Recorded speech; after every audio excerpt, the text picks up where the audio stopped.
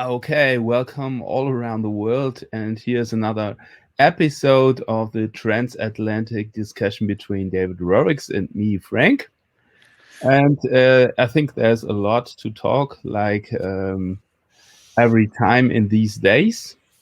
And first of all, I want just to ask you, how are you? How is your family? And how's the situation in Portland, David?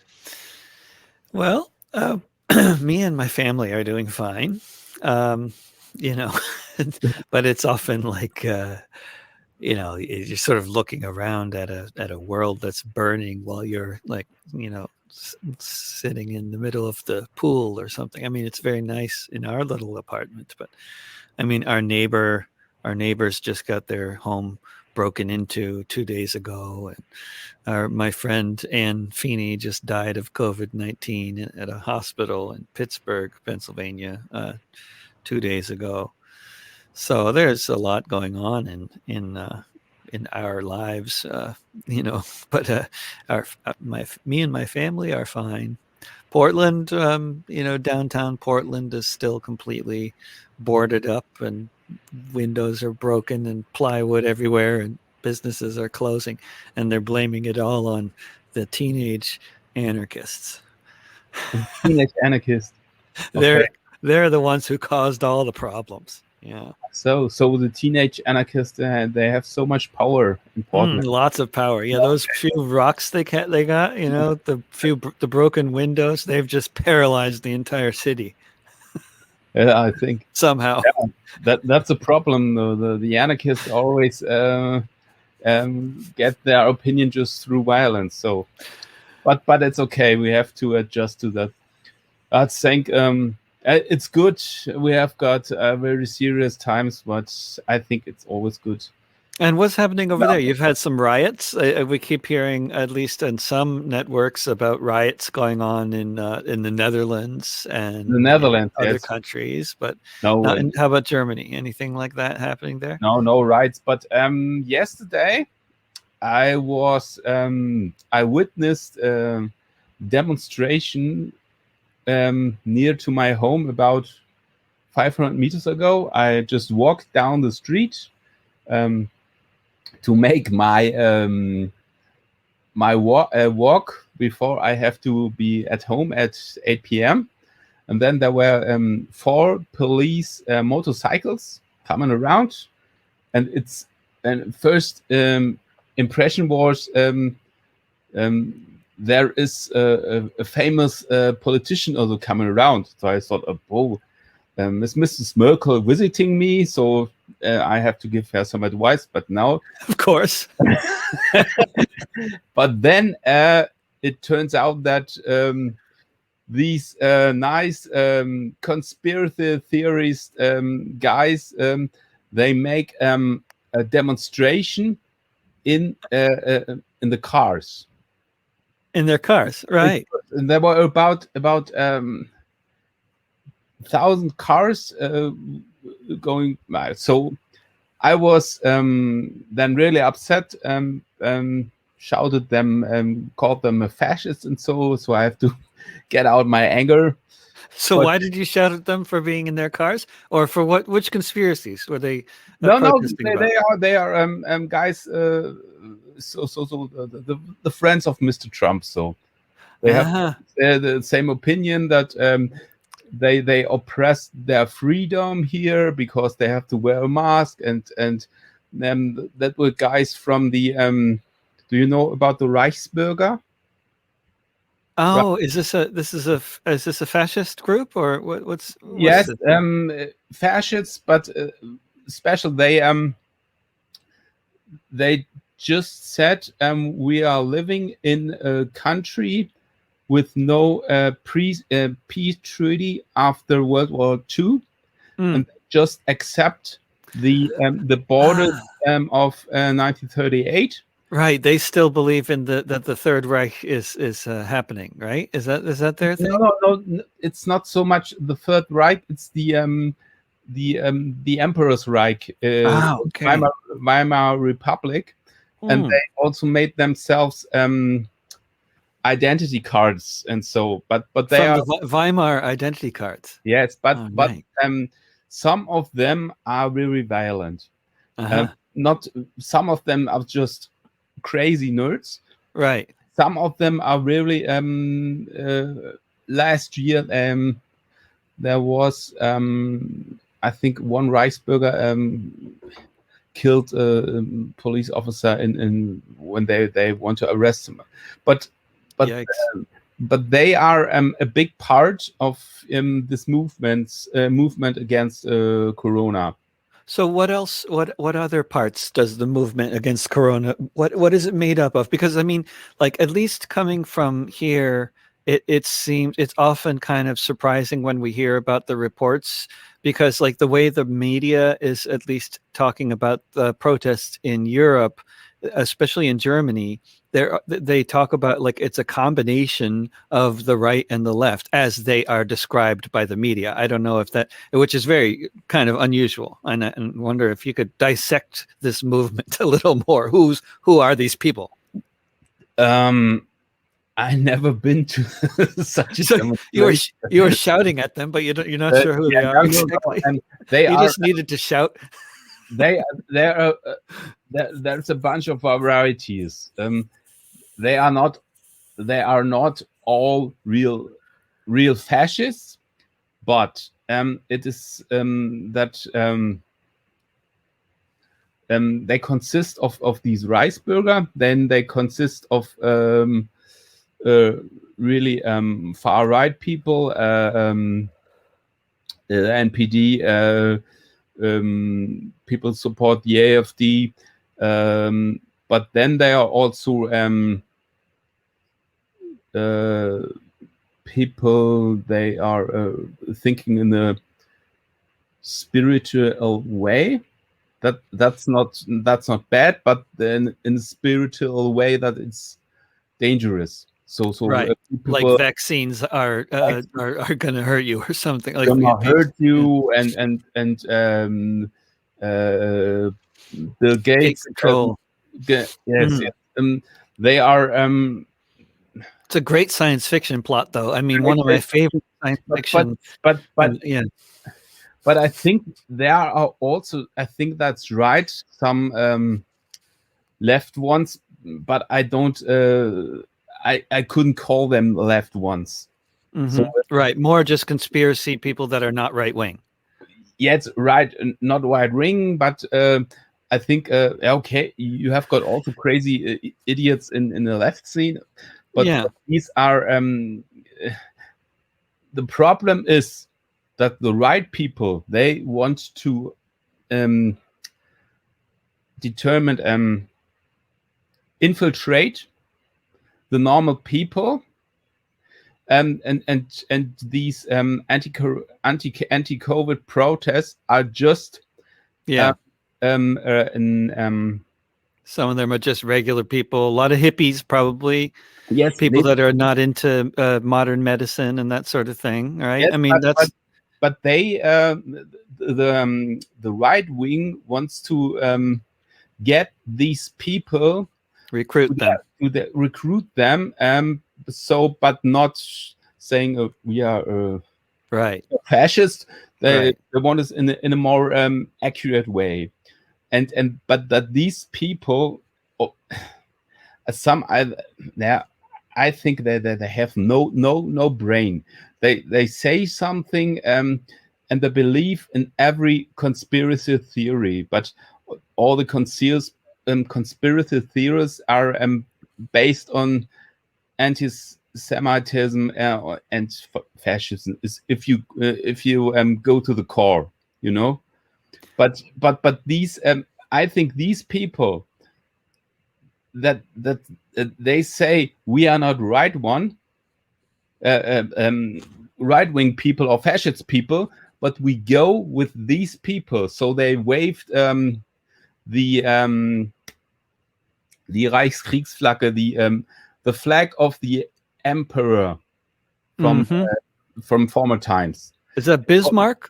Which no, was... no. It was yes, Bismarck was in the end of the 19th century, and the last emperor, Wilhelm II, who reigned until 1918.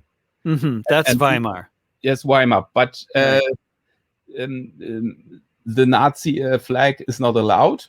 So Right. for the Nazis, if you have someone that has this flag in his hands, you know, It's like it's a it's Nazi. like like a veiled kind of thing, Yeah. like using terms like using numbers like 88 and that sort of Yeah, thing. yeah, 88.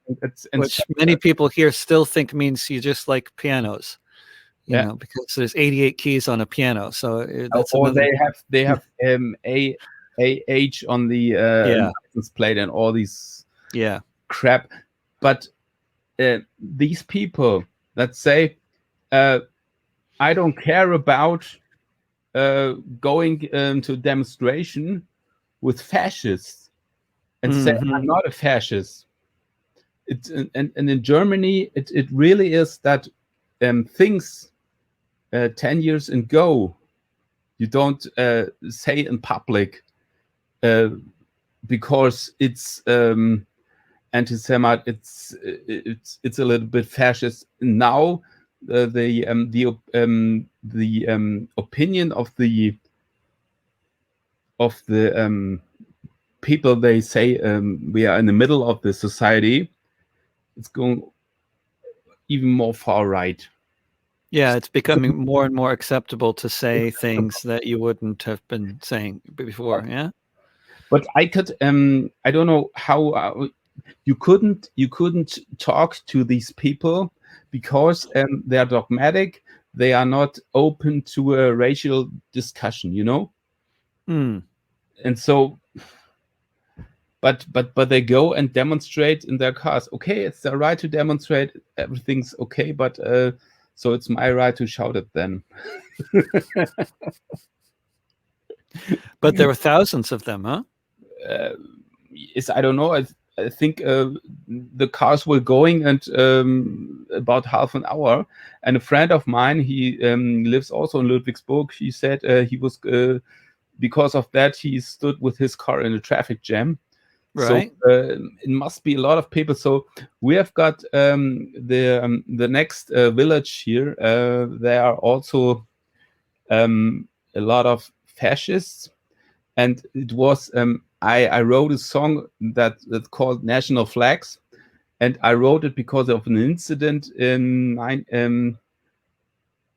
at the Football World Cup Championships, and Germany won. And there was someone waving his emperor flag. And so I shouted at them, and all the other people accepted. So I write a song about national flags. And that was really what I couldn't understand, because a lot of people don't know, normal people, what this flag means.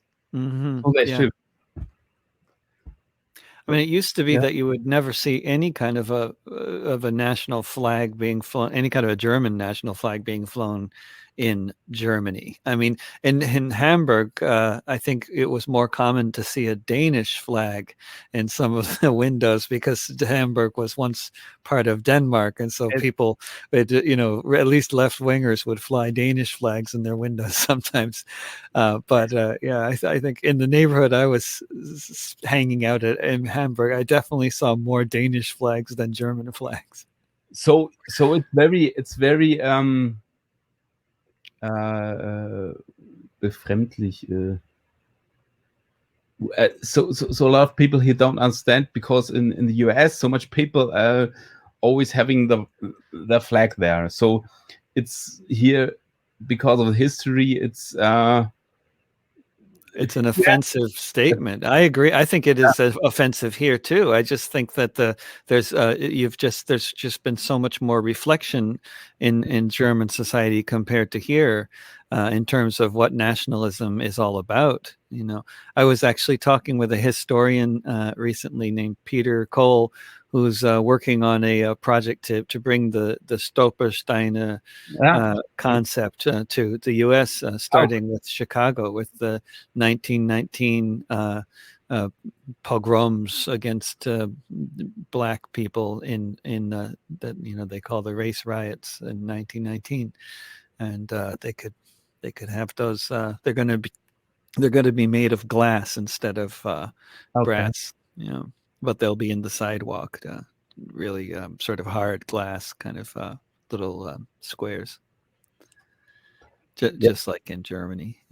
I think a lot of people, if you wave the normal German flag, that are not all fascists, but that are people that are proud of Germany. Sometimes they have an excuse. They said we're just football supporters. So there are a lot of also left people. If there is a football World Cup championship, they also have their Germany tricot. So it depends on. So in my Yeah, opinion, all national flags are fuck, but they don't. I think people don't realize what they think it's just a flag, but they don't realize what nationalism means. No. And if you then they say, oh, you also could have another flag, have a flag of your town, but I think that's different. I mean, for some people, the flag, whatever their flag is, it just represents where they're from. But of course, if you've been bombed by a plane that was dropping bombs with that flag on it, then you have a very different association with that flag. Whether it's a German flag or a U.S. flag or a British flag. But the difference between Cuban nationalism and U.S. nationalism is that nobody's been bombed by a plane with a Cuban flag on it, whereas a lot of people have been bombed by planes with American flags on them. So it's a very different kind of nationalism. It's imperialism is a very different kind of nationalism than the kind of nationalism that's defending a country against imperialism, like Cuban or Vietnamese or nationalism or Nicaraguan nationalism. It has a very different, Irish nationalism has a very different flavor than German or American or British or French nationalism, which it has a very, very ugly history. No, I agree, but I think also nationalism in every country, I say it's not good, because you see that you always, also if you say you're a patriot, you say a patriot, I'm proud of my country, but I don't think other countries are worse than my country. But I think all these people in their inner minds, they really think we're a little bit better than the other ones, and we don't want to cooperate it. So that's so I think I watched too much CNN the last time, and yeah, sometimes it's okay because they you got live reports from all the incidents and so. But what I think, there are really people that talking like a priest in a church. They think It's just such propaganda. and Yeah. so I don't. I just want to ask you, it to the people here in Germany. You have the opinion that they are the Republicans, they're a little bit fascist, and then you have the Democrats. They are more the capitalist, but nationalism. But where do you think the people like you, the people that want a modern society, a more equal society, do they have do they have a platform in the US? Not politically, no.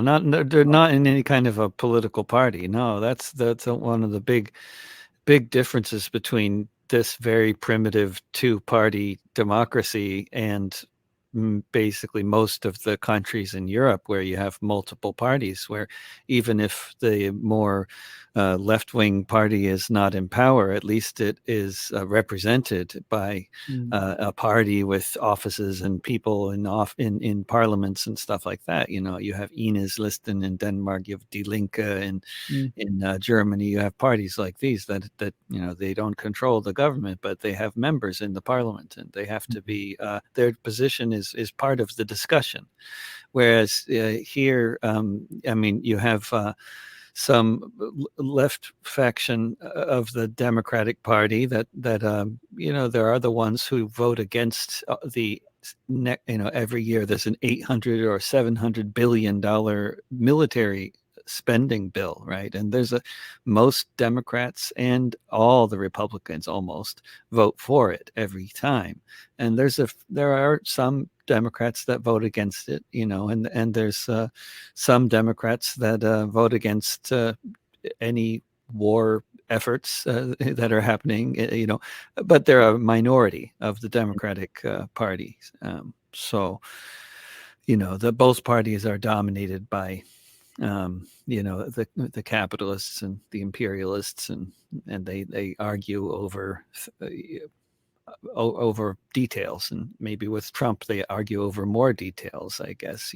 But I would say, Trump made noises about not supporting U.S. imperialism and taking troops out of different countries, and these, but he basically was supporting imperialism, supporting the massive military budgets. And the people on the left, basically, so socialists, communists, anarchists, anybody with any kind of a real analysis of the problems. I mean, anybody who's against nationalism, anybody who doesn't want to finish a speech with saying something like "God bless our troops," like Biden ends all of his speeches with, people that think CNN and Fox are both just propaganda mouthpieces. We don't have political power in terms of the Congress or most state legislatures. The system, as Trump says, is rigged. And it's true. It's rigged. It's not rigged to support. It's rigged to support people like him and people like the Democratic leadership, the rich. Which of course Trump and most of the people in the Congress are part of that group. They're rich. That's not all of them, but the vast majority.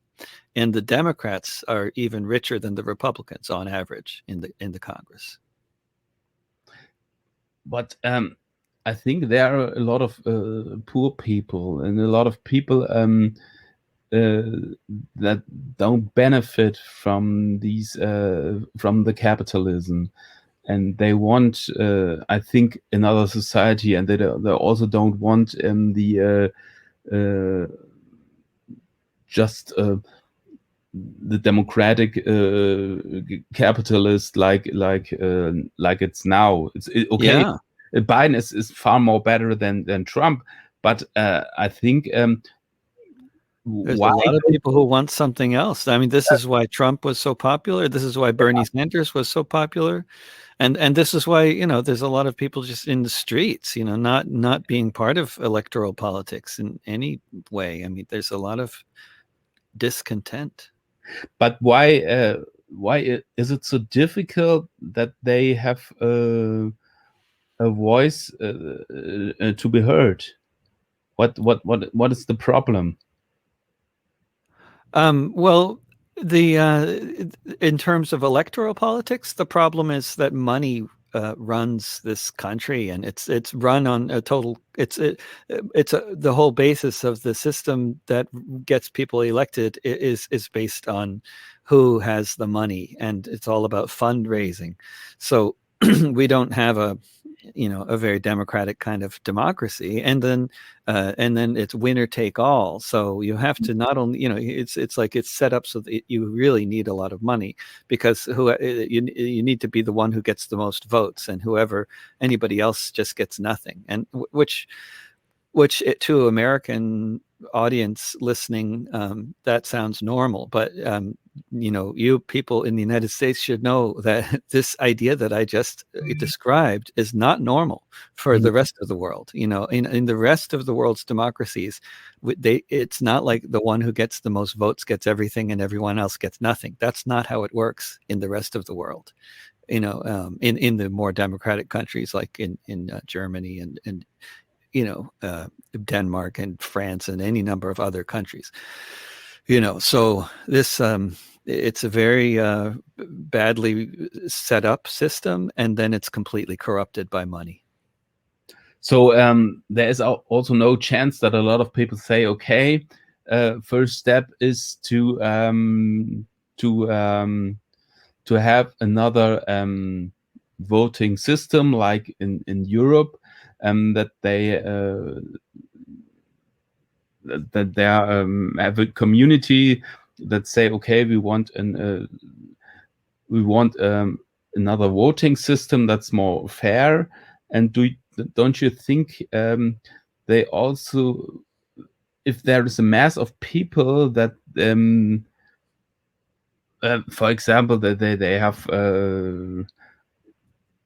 they collect writings. Yeah, That a petitions. lot of people That's under. a very good idea. It's a very good idea, and it does. It has happened locally in different places where But as happening on a big level, on federal level, or I think on state level, it's unlikely because both parties are against it.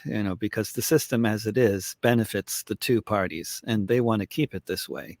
But if there were a big enough movement for opening it up to more like a European-style multi-party democracy, then it's conceivable to make that work. But it's a huge, huge undertaking, and it's such a propaganda machine against it, talking about how we have the best democracy in the world and the oldest democracy and what a great constitution we have, and who would want to change this brilliant masterpiece of a document. And there's all this nationalism to try to contend with if you're trying to, and then you need 2/3 majority of Congress to make these kinds of changes.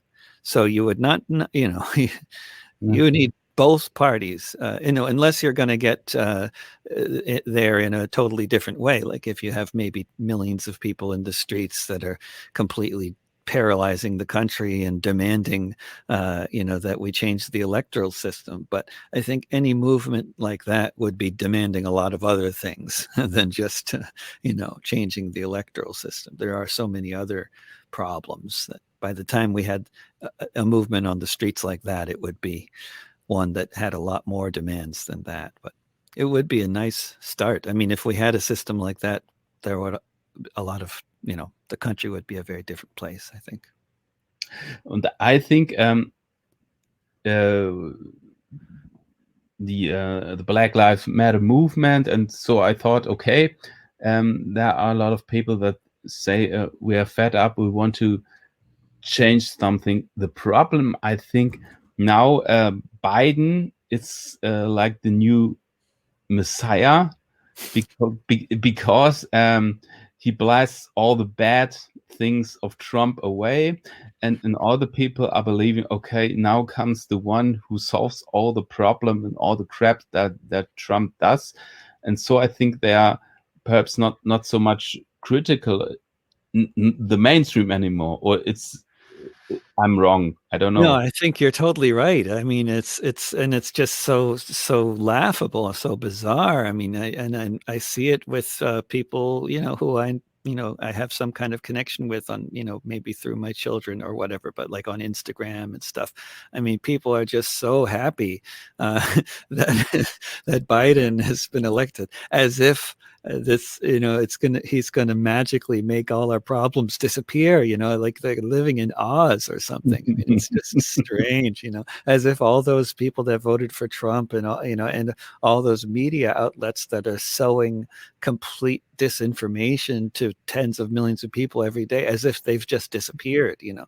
I mean, just because they're not in power, they're easier to ignore, because if you don't watch Fox, and you don't, then you could pretend it doesn't exist when it's not running the country, I guess, but these people are not going away. And I mean, maybe if Biden and the Democrats are able to really successfully change and turn the situation around economically, and really reverse what has been I guess, a 45-year trend of the working class getting more and more poor in this country, which happens to match Biden's entire political career. It just, I mean, not that he's the one to blame for it, but the entire time that he's been active in politics, the working class in this country has been getting more poor, and the rich have been getting richer. And that's been happening throughout, whether it's Democrats or Republicans, ever since the 1970s. So, I mean, I think that needs to be turned around. And otherwise, if that's not turned around, then I think actually what we'll see is a lot more active movements that we can identify as right wing or left wing. We can identify as, identity politics, or as white supremacist, or however we identify these movements. We can identify them lots of different ways. But as with the fall of Yugoslavia, Mhm. it is not these nationalistic sentiments that created the problem in the first place. It's economics. And you don't solve problems of economics by helping different groups get along with each other better when that's not the main problem in the first place. I mean, if the main problem in the first place is overwhelmingly this trend of the rich getting richer and the poor getting poorer, that needs to be addressed, head on. And we'll see, if that can be done. But if that can't be done, if that isn't done, then we'll see a lot more Proud Boys, and we'll see a lot more police violence, and we'll see a lot more, a lot more of society falling apart, because you can't just have all this poverty and all this misery. People are going to find someone to blame, and if the government doesn't solve this problem, people will, take it into their own hands. And that can take lots of different forms. And I would love it if that took the form of workers of the world unite, and, everybody get together and have a class war, and evict the landlords, and, send them all to the desert or whatever. But, it probably takes other forms, unfortunately, it takes a lot of other forms, like these marches that we're all seeing. I think the problem is that there are 70 million Trump voters. Yeah. And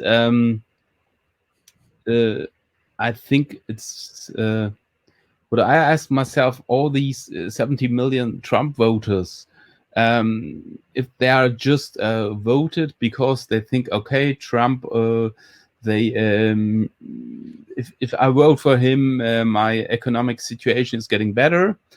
And if there comes one with the same arguments that is more on the progressive or on the left side, is he willing to change, or are these Trump voters also right-wing and national supremacist, that there is no chance to get them on another way? You know what I mean? So Personally, I am completely convinced that most of the Trump voters are people that you could potentially communicate with, and are not necessarily, committed to any kind of like agenda, fascist or white supremacist, agenda.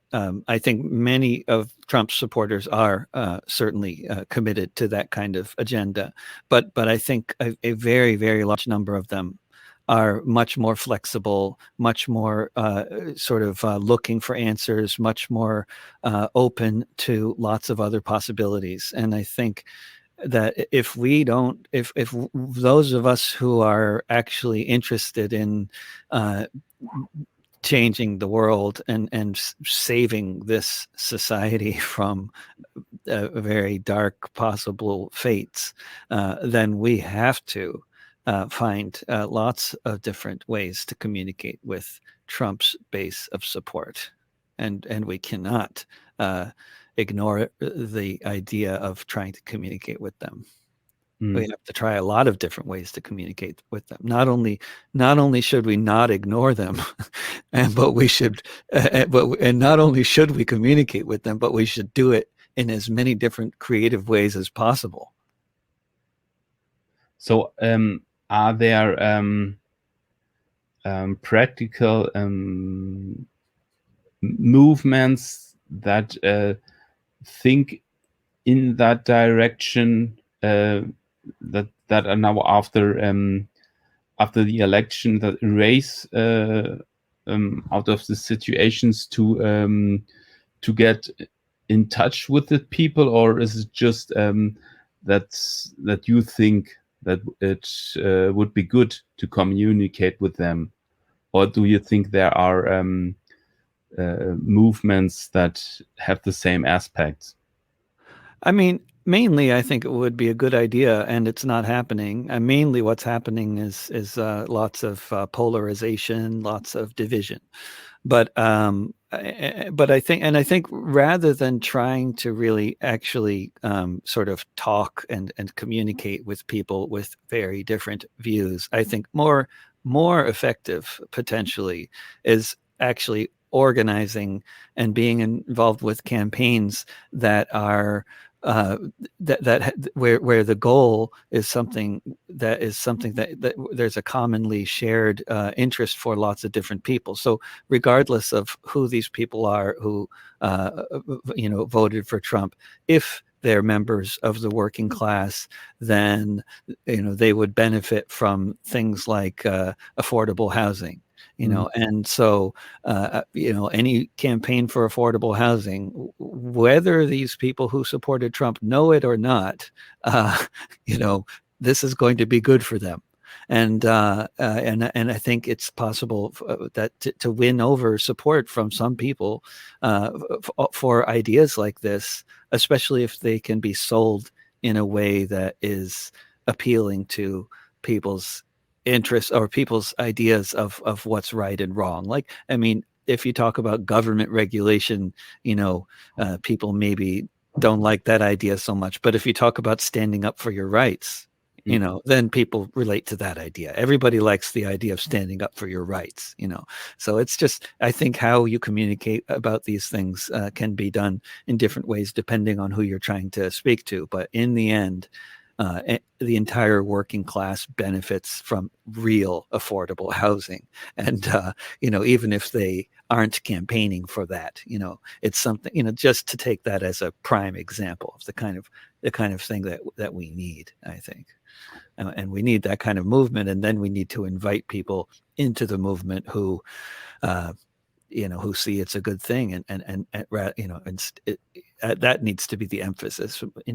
Inclusion needs to be the emphasis, in the class war that needs to happen. I think, in my opinion, what we could do is the form of self-organizing. So organize structures of an alternative society. So what I mean is like projects that I also was involved in, like urban gardening. So people come together from different kinds. They have a practical thing to do, and so they don't know that they are anarchists. A lot of people say, but Yeah, they you don't need to use the word. Yeah, they act like in the structures. Or yeah, I applied for a school that is I really excited about it. Um, a teacher about 100 kilometers distance from here. Uh, she wants to establish a school, a basic school, elementary school, with 24 pupils, and they learn in the nature, in the practical way, and not so much in the schoolroom. And it's good because, okay, they have to pay for the school, but they pay according to their income. So I was very I think that are the little steps you can do, and there are people that are want to do this, and I hope it's a little bit in some people here in Germany that think, okay, we have to change the society. They are not all people, but I think also conservative people are thinking a little bit more about an alternative to capitalism, a little bit more than before. It's in my Yeah. opinion. And also like things like those kinds of mutual aid projects, neighborhood projects, community gardens, even though these kinds of things are so especially beneficial to anybody who's struggling. I mean, a community garden can be such a wonderful thing because it can provide half of your, or more than half of your food for a summer or more. But for other people, it's just a nice neighborhood thing, good chance to meet your neighbors and do something with your hands. But it's something that usually the more conservative, politically or socially conservative people in a neighborhood, a well-run community project like that, they like it. They don't, even if there's some people with dreadlocks and involved, kind of from different neighborhoods involved, they still think, oh, this is nice. They're doing something. And I think that may be a little less true of organizing something like my project here, which is a eviction defense squad so that when there's evictions happening, we can respond to it, and as a neighborhood, as a group. What is sorry? What is eviction? What's the meaning? I don't know. When the police come to throw somebody out of their house because they have not paid the rent or they have some Okay, other problem. Yeah. okay, Mhm. okay. And you have a squad there where um the There's people. been a number of different people and groups who have been getting organized around here and all over different cities around the country to respond to evictions, to try to prevent evictions from happening or to help people move back into places after they've been evicted. So there's been some pretty good little success stories recently here in Portland and other cities. And I think, but everybody is expecting that at some point in the next few months, it's quite likely that there might be a lot more evictions happening, depending on what happens with congressional efforts to bail out the country economically, and what happens with the virus, and what happens with the eviction moratoriums, and a lot of different factors that cannot be predicted. But many of us have been expecting things to get much worse with evictions. And so there's different groups that have been trying to organize locally. And since I can't tour and play music, I've been trying to do other Ah, things like organize eviction defense. So I've been getting the word out in different ways about this project, putting up a lot of stickers and posters around town, and building a sort of a list, a text list, a text mob, so that I can notify people by text message if there's an eviction happening, that sort of thing. There's you can send me a link or something, though I could. Oh yeah, Oh, that yeah. would be great. Ah, Artistsforrentcontrol.org actually is the okay. yeah, that's the I can put up a little link right here on the screen even. So there's always hope. Yes, here we Okay, go. David. Was really nice talking to you, and yeah, Yeah, we great talking to see you. you next month, and take care of you. And I think times are getting better, and I think perhaps at the end of the year we could meet, perhaps. And Yeah, I think seems both my parents have gotten vaccinated, so yeah. I mean that's yeah, seems like that seems like progress. Yeah. My parents are also, they have got vaccinated Uh-huh. in March. So, but They will be we this don't coming have March. this March. But They're scheduled next month. yes, but the problem is here with the vaccine. Yeah, They the ordered shortage. shortage, and The European system didn't work. Yeah. really. Yeah. Okay, David, have a nice evening. Bye. Take care, Frank. Bye. Bye-bye.